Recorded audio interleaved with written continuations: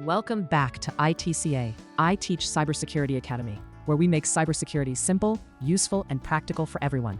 So far in this course, you've learned how to identify assets, analyze threats, score risk, choose treatments, and apply security controls. Now we reach one of the most important and often overlooked parts of information security: communicating your findings to management, because no matter how good your technical work is, it only matters if decision makers understand it.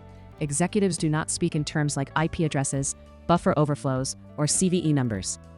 They speak the language of money, reputation, legal exposure, and business continuity. Your job as a security professional is to translate technical risk into business risk. This is what a good risk assessment report does.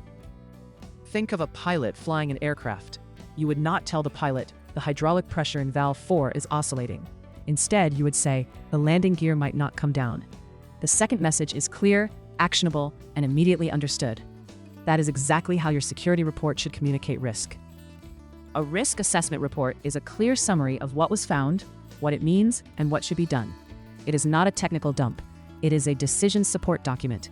Its purpose is to help management make informed choices. There are key sections of a simple risk assessment report. Every good risk assessment report follows a simple structure. It begins with an asset list, clearly stating what is being protected.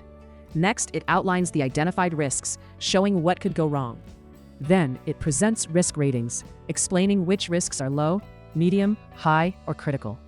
Finally, it includes recommended controls, describing what actions should be taken to reduce risk. Each section should be short, clear, and focused on impact. If management cannot understand your report, they cannot act on it. Clear language builds trust. Clear structure speeds up decisions. Clear recommendations lead to action. This is how security professionals influence real change. At this stage, you are ready to create your own mini risk assessment report. You can choose a small business, a university department, or a cyber cafe. List the key assets, identify the major risks, rate them, and recommend controls. The goal is not perfection. The goal is clarity and good judgment. This module completes the professional risk assessment cycle. You now know how to analyze risk and communicate it in a way that matters. In the final module, you'll apply everything you've learned through real-world case studies and exam-style practice.